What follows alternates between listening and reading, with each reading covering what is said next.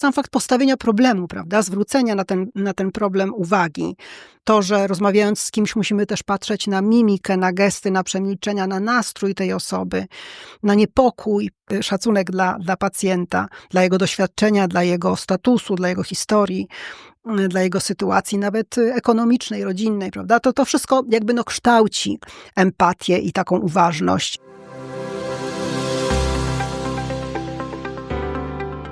Zapraszamy do wysłuchania odcinków nowej serii podcastu Spotkania Biuletynu zatytułowanej Polonistyka zaangażowana. Polonistyka nie jest bezradnym przyglądaniem się światu. Daje narzędzia, by się w nim odnaleźć, pomóc go zrozumieć, zapobiec wykluczeniu i osamotnieniu.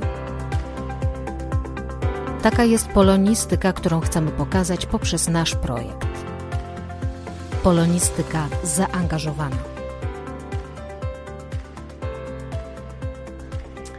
Zaczynamy? Dobrze. Dzień dobry, Hanno. Dzień dobry, Marto. Bardzo dziękuję, że przyjęłaś zaproszenie do tego spotkania. Może najpierw właśnie przedstawię naszą tutaj rozmówczynię. Hanna Serkowska jest profesorką, literaturoznawczynią. Pracuje w Katedrze Italianistyki Uniwersytetu Warszawskiego. Obszar jej zainteresowań ewoluował. Początkowo związany ściśle z kulturą, językiem, literaturą Włoch. Stopniowo poszerzał się o zagadnienia komparatystyki, teorii i krytyki literackiej, problematykę historii, historiografii, a z czasem objął także aging studies, studia nad starzeniem się i humanistykę medyczną.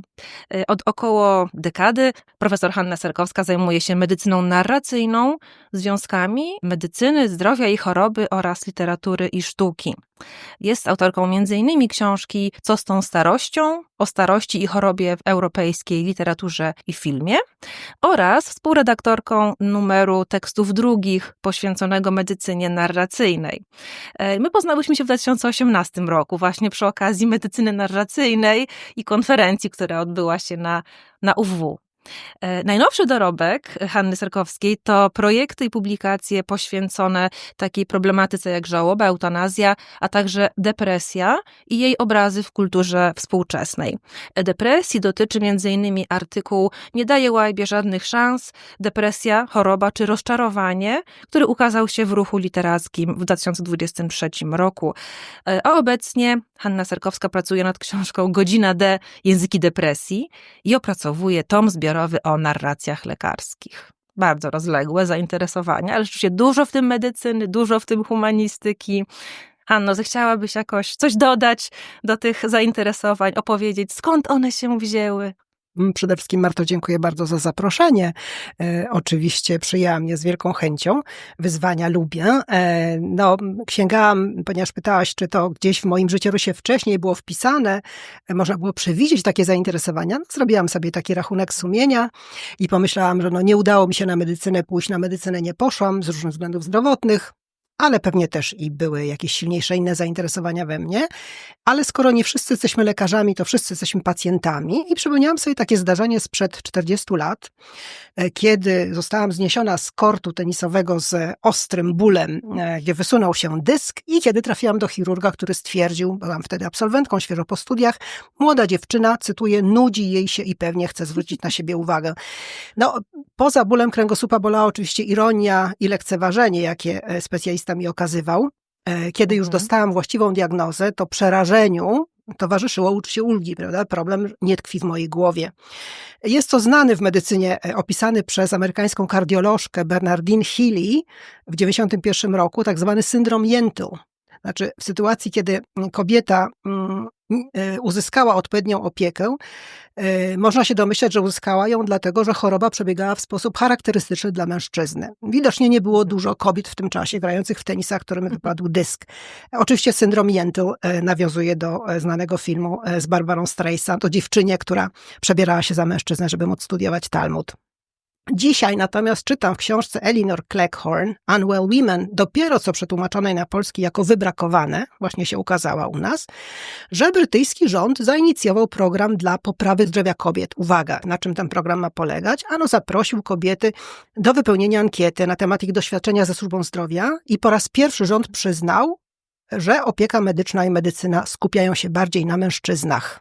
Bardzo ciekawa jest książka pani Elinor Cleghorn. Na jaw wyszło w czasie tych jej badań, zwłaszcza lekceważenie, niebranie bólu na serio. Marto, ból to jest coś, czym ty się zajmowałaś przecież, prawda? Ale także chorób, które okazały się dzisiaj, już wiemy, problemem przewlekłym i wyniszczającym. Kobiety zwłaszcza, takich jak toczeń, nowotwór piersi, zaburzenia tarczycy, osteoporoza. I chodzi tu o przykłady masowego pomijania problemów zdrowotnych kobiet, dlatego że to kobiety się z nimi zgłaszały i obejmowania ich tym, co ta Cleghorn określa jako niedoskonałą opieką zdrowotną i to w ramach przecież działających instytucji zdrowia publicznego. No, mogłabym powiedzieć, że mogłabym stać się jednym z przypadków zebranych i opisanych przez Brytyjkę, prawda? To na zasadzie żartu, ale tę autoetnografię uzupełnię teraz oczywiście o swoje kulturowe zainteresowania, a należę do osób ciekawych wszystkiego niestety. Nie podobało mi się to, że nasze dyscypliny są tak wąsko definiowane, że trzeba się ograniczyć, zamknąć w dyscyplinie. Pamiętam czasy, kiedy zaczęto promować interdyscyplinarne projekty badawcze i kiedy przyszło do składania tego projektu, było takie miejsce na kliknięcie, przejść dalej i wtedy trzeba było zaznaczyć przynależność dyscyplinarną badań i wskazać też dyscyplinarną przynależność osób oceniających projekt. I tutaj wszystko się zamykało, jeśli chodzi o interdyscyplinarność i kończyła się interdyscyplinarność. No, zdecydowanie za ciasno mi było w italianistyce, w literaturoznawstwie może też w ogóle, ale przyszedł czas takiej samodzielności zawodowej, kiedy mogłam sobie pozwolić na to, żeby zająć się tematyką nie mającą z italianistyką wiele wspólnego. I zaczęłam czytać teksty poświęcone właśnie zagadnieniom, które odpowiadają na moją ciekawość, na moje zainteresowania, czyli kulturowe reprezentacje, doświadczenia choroby, problemów medycyny jako dyscypliny, jej pracowników, jej przedstawicieli, bo tym się health medicine od medical humanities również obejmuje wszystkich pracowników, nie tylko lekarzy służby zdrowia, a także historie lekarskie. I obserwując, jak się rozwija, a może, to jest taka moja teza nieśmiała, a może już się zwija, prawda, cofa się, wcale jeszcze nie okrzepła humanistyka medyczna, zwłaszcza medycyna narracyjna, czy też, jak ją proponuje słusznie chyba nazwać Przemysław Czapliński, medycyna komunikacyjna. Wydaje mi się, że jednak mamy raczej do czynienia z wycofywaniem się tej jeszcze niedyscypliny o nieokreślonej przynależności dyscyplinarnej bardziej niż z jej rozwojem.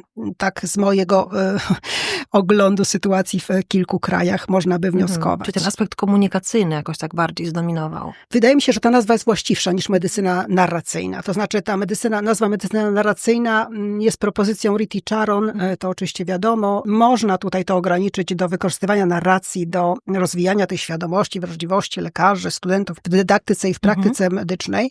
No ale ona chyba źle, wydaje mi się, zrozumiała tekst literacki i jego wykorzystanie. Może niekoniecznie też o narrację chodzi, może chodzi o komunikację, bo tej komunikacji na podstawie uważnej lektury i uważnego słuchania właśnie młodzi adepci się mają uczyć. O to głównie by chodziło, prawda, w tej relacji. I ja jestem ciekawa, jakie teksty czytałaś jako pierwsze? Bo tak jak właśnie wspominałam, że ja do medycyny narracyjnej dotarłam przez znajomych lekarzy, więc jakby z tej perspektywy. Natomiast okazało się, że właśnie jest wielu literaturoznawców, którzy jakimiś innymi drogami, prawda, dotarli do Rity Charon, do jej tekstów. Właśnie, czy to były publikacje tej autorki, czy może właśnie jakieś inne teksty? I w ogóle, czy medycyna narracyjna jakoś jest realizowana i rozwijana w innych krajach niż tylko właśnie w Stanach, prawda? Bo tutaj jakbyś tak najwięcej się mówi właśnie o kontekście amerykańskim, a przecież chyba nie tylko tam. Ja myślę, że coś takiego się sprzęgło dwutorowego. Z jednej strony to były śmieszne rzeczy, takie zabawne, niemalże anegdotyczne.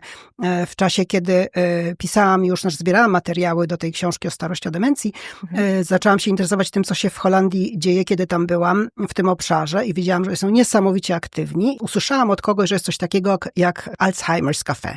Nie trzeba się tam wcale zapisywać, nie trzeba się tam meldować, można pójść na spotkanie. Byłam strasznie ciekawa, na czym polega kawiarnia alzheimerowska, chyba tak.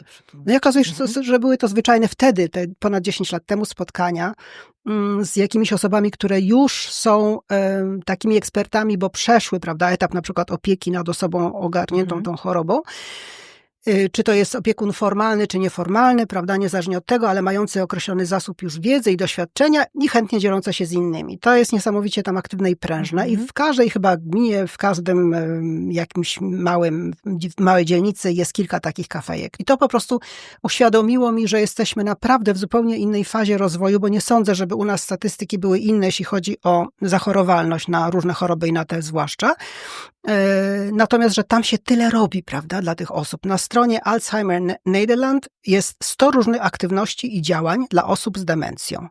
Są rządowe spoty, które pokazują, co zrobić, kiedy na ulicy zobaczysz osobę, która się jakoś dziwnie zachowuje, jest zagubiona, prawda, szuka, rozgląda się, nie wie dokąd pójść. No niesamowicie są aktywni w tym względzie. I jak zaczęłam sobie to wszystko potem badać, pogłębiać, zbierać materiały, widziałam, że są też takie nieprofesjonalne galerie sztuki, gdzie są reprodukcje wywieszane bardzo ikonicznych na przykład dzieł i gdzie można się udać z osobą, która wcześniej się na przykład interesowała historią sztuki. I ten kontakt powoduje zaktywizowanie jakichś ośrodków pamięci, prawda, większy dobrostan, mniejszy lęk tej osoby chorej na demencję. No wiadomo, że to trwa od 5 do 10 lat, jeszcze od pierwszych objawów. Muzeum Pamięci w Rotterdamie, no mnóstwo jest tych rzeczy naprawdę bardzo ciekawych, jeszcze może będę miała czas do tego wrócić. Okazuje się oczywiście, no Stany, ze Stanów i z Anglii to wszystko się wywodzi i pochodzi. I natknęłam się właśnie na pierwsze czasopisma poświęcone medycynie humanistycznej. Potem dopiero była Czaron, potem była próba przełożenia jej książki. Nie udało się, bo znowuż jakieś były formatki, które to blokowały. Zaczęłam od artykułów na temat medycyny humanistycznej, które ukazywały się w profesjonalnych czasopismach amerykańskich i angielskich. A dopiero potem po latach przyszedł czas na to, żeby zacząć sobie czytać książki, właśnie te maladyczne opowieści, które teraz czytam z takim zainteresowaniem i je gromadzić. Ale jednak ta Amerykanka mocno akcentuje, prawda, siebie w tym nurcie. Ale właśnie, już medycyna narracyjna rozwija się też we Włoszech, prawda? I czy tutaj coś mogłabyś nam o tym opowiedzieć? Bo ja mam właśnie takie wrażenie, że u nas medycyną narracyjną właśnie humaniści się, prawda, najbardziej interesują. Widzą w tym jakiś taki może kontekst interpretacyjny. Natomiast jeżeli chodzi o obecność medycyny narracyjnej w medycynie jako takiej, nie wiem, nawet w środowisku akademickim, w dydaktyce, no to jeszcze to nie jest tak bardzo widoczne. A czy w innych krajach europejskich, we Włoszech na przykład? No, Holandia oczywiście jest o wiele bardziej zaawansowana niż Włochy czy my, jeśli chodzi o obecność tego rodzaju tematyki, nawet na poziomie kursów w programach nauczania na kampusach medycznych, czy w ogóle w uczelniach medycznych, prawda? Spojrzałam sobie na Utrecht i tutaj nie zajmują się tym, oczywiście zajmują się humaniści, na przykład w Maastrichcie jest badaczka Achje Swinnen, która od lat jest ekspertką, poznałam ją, jak robiłam tę książkę o demencji, która zajmuje się na przykład funkcją poezji, arteterapią od 15 lat, fantastyczne rzeczy robi i jest z wykształcenia anglistką, prawda? Czyli no mniej więcej tak jak ja, była tak jak moja, wyglądała jej droga ku temu, ale no ja sobie postawiłam takie zadanie, żeby zobaczyć, czy to funkcjonuje na wydziałach medycznych. O właśnie. No i w Utrechcie i jest między innymi właśnie coś takiego, jak wypisałam sobie etyka, technologia i sztuczna inteligencja w medycynie, albo komunikacja w szpitalu, albo narracja w praktyce leczenia, historia i filozofia w medycynie, medycyna humanistyczna. No niestety ten program OSIRIS, który odpowiada naszemu USOS-owi, blokuje w pewnym momencie, kiedy człowiek nie jest zarejestrowany jako student i więcej podejrzeć nie można, ale na przykład bardzo spodobał mi się oferowany tam, reklamowany jeszcze przed tą bramką, kurs medycyny humanistycznej prowadzony przez interdyscyplinarny team wykładowców na temat, uwaga, szczepionek. I w tym biorą udział osoby zajmujące się historią medycyny, etyką i dzisiejszą wiedzą medyczną. Czyli coś bardzo gorącego, bo prawda, wyniesionego na pierwsze strony gazet za sprawą naszej niedawnej pandemii, a równocześnie ogląd historyczny, spojrzenie etyczne, no i dzisiejsza wiedza medyczna. W związku z tym, no, bardzo szerokie spojrzenie, prawda? I oni tam też czytają właśnie różne rzeczy. Widziałam tam nawet komiks jakiś był, także fajne rzeczy. Mają też taką formę briefowania, bym to nazwała blogu. Można się zapisać jako student medycyny i dostawać raz na 2 tygodnie tekst lub dzieło sztuki, do przeczytania, do obejrzenia, z kilkoma pytaniami po przeczytaniu. Trzeba na te pytania odpowiedzieć, coś takiego. Dobrowolne oczywiście całkowicie. Fakultatywne zajęcia, prawda? Podejrzewam, że tak.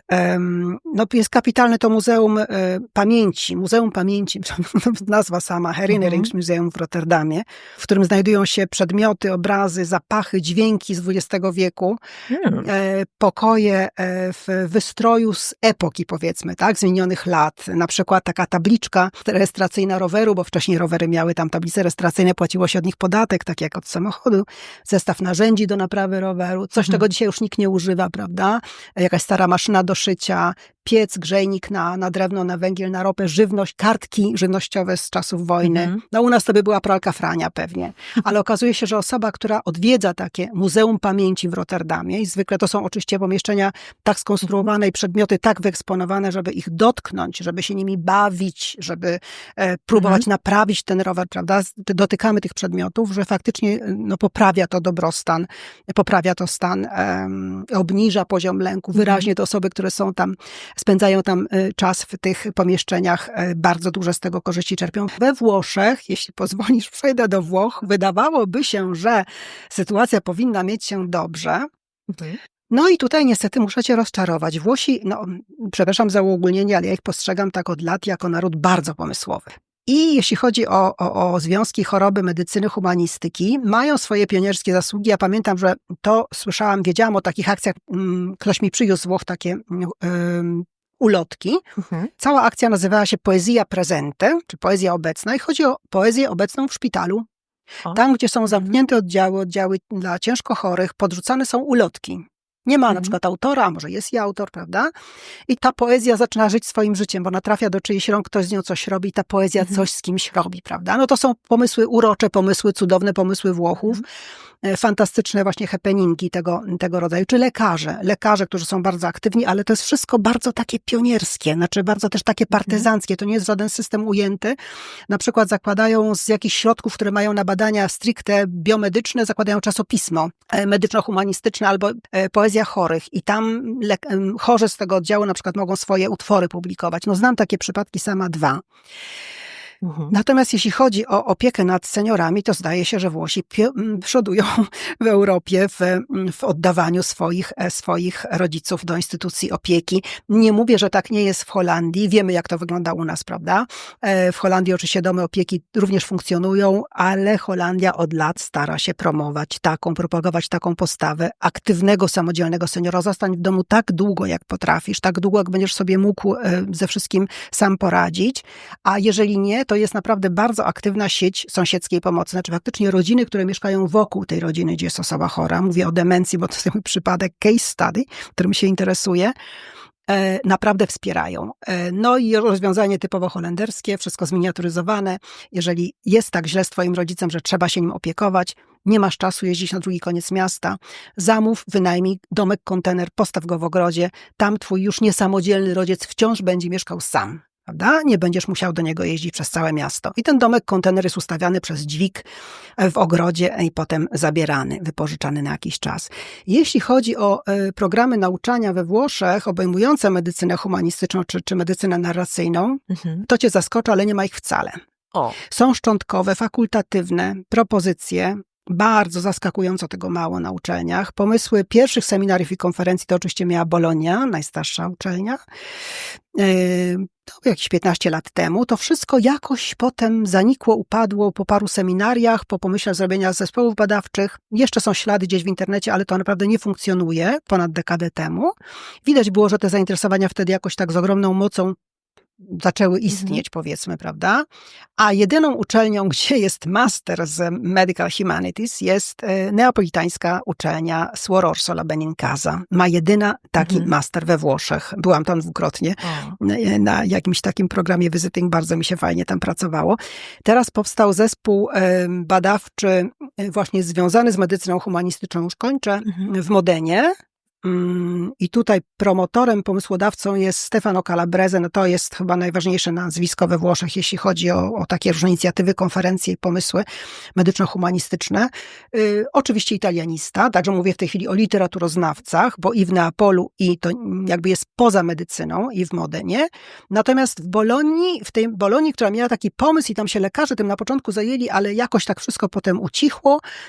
Co w tej chwili jest? Znalazłam, bo właśnie mi Stefano mówił o tym Calabrese, że jest coś takiego jak graphic medicine. Myślę sobie, no dobrze, ale co ta graphic medicine, co ten program tej medycyny graficznej robi w tej Bolonii, prawda? Na wydziale medycznym, na Campus Medico. I co się okazuje, że ten, no nie wiem, seminarium, nawet nie wiem jak to określić, jaki jest rodzaj, prawda, tylko to nie jest przedmiot, dyscyplina, to jest utworzone w ośrodku anatomii, Centro di Anatomia Umana Uniwersytetu w Bolonii. Oczywiście pomysł jest no, dosyć stary, bo z 2007 roku, nie wiem czy to jest 7 rok czy 12, sprawdzałyśmy 2015. datę. 15. Chodzi o medycynę graficzną. Pierwszy manifest to jest właśnie tutaj z polsko brzmiące nazwisko M.K. Czerwiec. Tak. Między innymi wśród założycieli mamy tam rysownika, pielęgniarkę, lekarza, cały zespół osób, które tą medycyną graficzną się zajmowały. Natomiast czemu służy i to jest ciekawostka, czemu służy ta medycyna graficzna w Centrum Anatomii Człowieka Uniwersytetu w Bolonii? No, wprowadzono medycynę graficzną jako możliwe narzędzie pobudzające do rozmów. Młodzi studenci, młodzi lekarze uczą się posługiwać obrazem i komiksem, czyli połączeniem obrazu, rysować również, do rozmów z pacjentami i ich rodzinami. Chodzi o donację ciał. Wiemy, że donacja ciał, jeśli chodzi o anatomię, w przeszłości ma długą historię i dosyć nawet kryminalną, bo przecież ciała były wykradane z grobów nocą do sekcji. No, poddawano też sekcji oczywiście ciała skazańców. W związku z tym studenci medycyny na kierunku czy na tych zajęciach z anatomii, prawda, uczą się posługiwaniem komiksu jako innowacyjną metodą komunikacji. No i wykorzystuje się wszystko to, co komiks ma do zaoferowania, czyli ten duży potencjał emocji, prawda, ten wpływ na odbiorcę, łatwość, z jaką komiks przyciąga i wydaje się, że też łatwość rozumienia tej formy komunikacji, prawda? Na przykład w przychodniach zdrowia we Włoszech też jest ciekawe. Bardzo często to, co u nas jest przekazane werbalnie, tam są rysunki z komentarzem słownym. To jest dosłownie medycyna graficzna w przychodniach zdrowia i to akurat funkcjonuje. Natomiast nie ma tego poza tym jedynym, co znalazłam właśnie graphic medicine w Centrum Anatomii Człowieka w Bolonii. Na żadnym innym kierunku medycznym we Włoszech to nie występuje.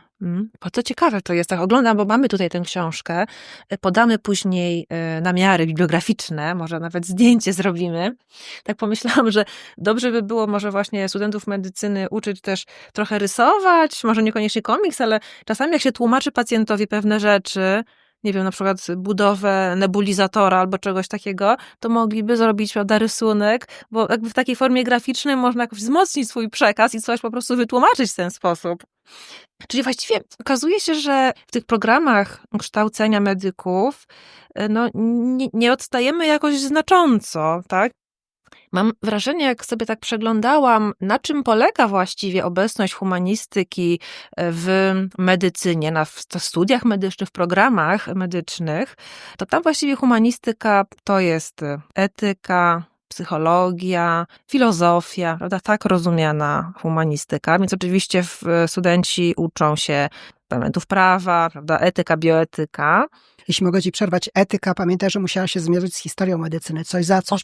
A to właśnie jeszcze historia medycyny. Jeszcze była walka o to, jeżeli, prawda, no są osoby, które się wykształciły, mają swoich doktorantów, no to jest całe jakby terytorium, które istnieje, funkcjonuje, prawda? I ta historia medycyny musiała się troszeczkę posunąć godzinowo w programie, bo nie można tych programów bez końca rozciągać, prawda? Oni się muszą uczyć przede wszystkim, zostać lekarzami, leczyć.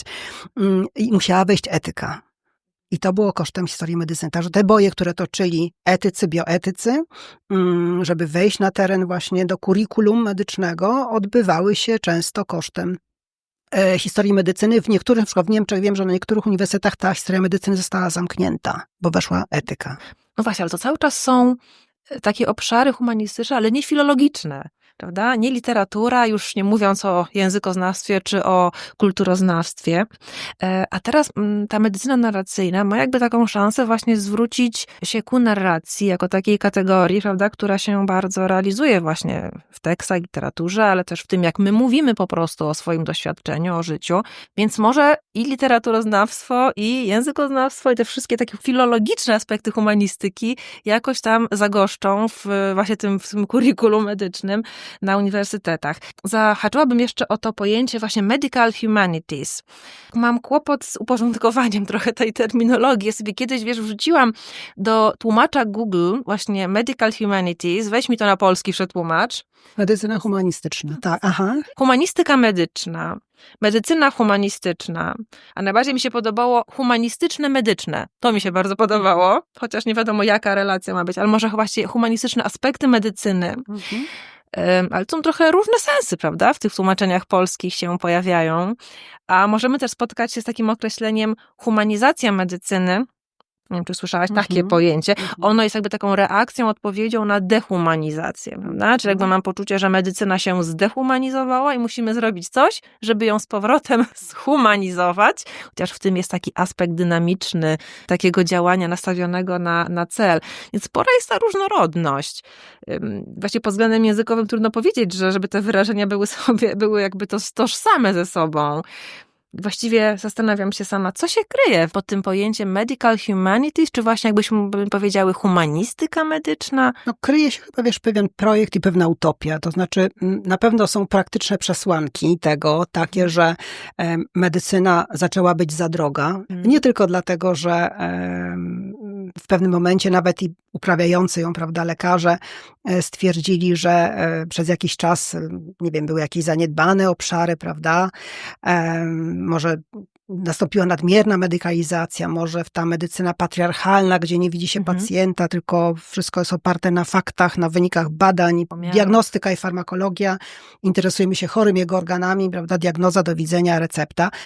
Ale to się okazało i zbyt drogie, i chyba nie tylko oddzielone od pacjenta i zdehumanizowane, ale też i niebezpieczne, dlatego że do momentu, kiedy nie padł pomysł wprowadzenia tej poinformowanej zgody pacjenta, no pacjent mógł się skarżyć i czasami mógł też próbować, prawda, podejmować jakieś działania natury prawnej, więc niezadowolenie, skargi i inne konsekwencje, z którymi szpital musiał się borykać, prawda, w którym dany lekarz pracuje, na pewno nie były dobre, ale głównie chyba chodziło o to, żeby te wybory medyczne były tańsze, ponieważ okazało się, że wystarczy posłuchać pacjenta parę minut, żeby nie zlecać niepotrzebnych, a bardzo kosztownych badań, prawda?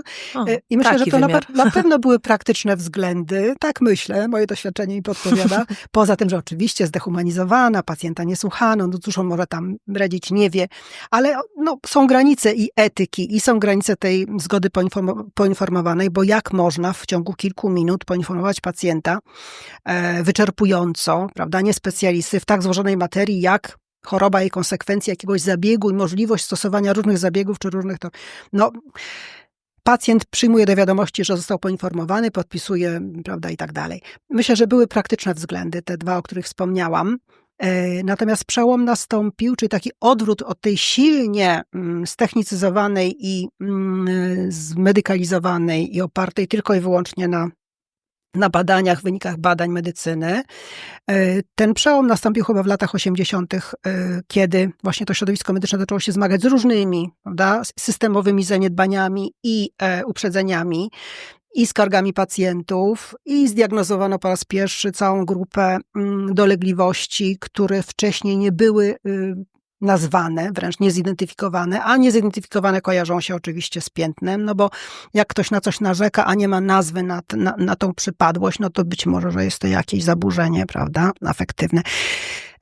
Więc to wszystko jakby dojrzało do takiej sytuacji, że w połowie lat 80. to inicjatywa wyszła ze strony medycyny, prawda? I to pod takim pięknym szyldem zaczynało się odbywać humanizacja, że jest potrzebna humanizacja. Rita Charon też na tej fali, wydaje się, wypłynęła. Być może ona jako osoba, która była lekarzem i wykładała medycynę, sama też doświadczyła tych potrzeb i widziała te potrzeby. To jest ciekawe dla nas i myśmy się poczuli natychmiast dowartościowani. My humaniści, my historycy sztuki, my poeci, autorzy autorzy filmów, prawda, że nagle wyciąga do nas rękę medycyna i chce z nami coś razem robić. Ja mówię o Stanach oczywiście, prawda, i w miejsce tej evidence-based, czyli tej medycyny opartej na faktach i na badaniach, nie tyle miała się pojawić medycyna narracyjna, kładąca nacisk na narrację, może jednak komunikację, prawda, Czapliński ma rację, na komunikację, co ta medycyna narracyjna miała być, prawda, włączona, wchłonięta, czyli ta evidence-based ma być uzupełniona o narrative medicine. Mają stworzyć razem EBNM, czyli Evidence-Based Narrative Medicine. No, wiemy, jak to się odbywało.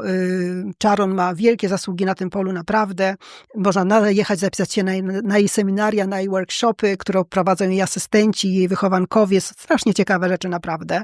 Pozwalające nawiązać kontakt w grupie. To nawet takie metodycznie, prawda, ciekawe są rozwiązania, jeśli chodzi o te kompetencje narracyjne, których ona uczy studentów medycyny i młodych lekarzy. I te spostrzeżenia faktycznie powiedziałabym, że są i wartościowe, i godne zastosowania, tylko że przy tym tak obciążonym programie nauczania na medycynie, no któż może jeszcze coś tam dodać, prawda? Korzyści też są istotne, choć są niewymierne i tutaj znowu można powiedzieć, że korzyści przeszacowane, prawda, jak to ci studenci uczą się tej narracji, tego uważnego słuchania i produktywnego czytania, ale jak to zmierzyć? W związku z tym niepoliczalność, znowuż tutaj pokutuje medycyna oparta na faktach, niepoliczalność, niewymierność tych korzyści, potem przeciążenie tych rozbudowanych programów nauczania, no i nieostrość metodologiczna, cały czas od samego początku. Co to jest? To jest twoje pytanie, co to jest, prawda?